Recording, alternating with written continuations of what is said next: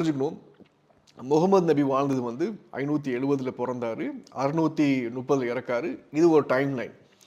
இயேசு வாழ்ந்தது பார்த்தீங்கன்னா 0 நம்பர் 0லேருந்து, அதாவது 1ஆம் நூற்றாண்டுடைய ஆரம்பம் 1லேருந்து 30 வரைக்கும் இயேசு கிறிஸ்து வாழ்கிறாங்க.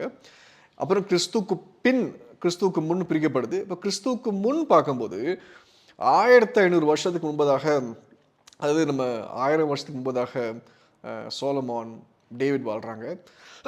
மன்னிக்கணும், 1500 வருஷத்துக்கு முன்பதாக மோசஸ் வாழ்கிறாரு. நல்லா புரிஞ்சுக்கோங்க, மோசேங்கிற ஆள் வாழ்கிறாரு.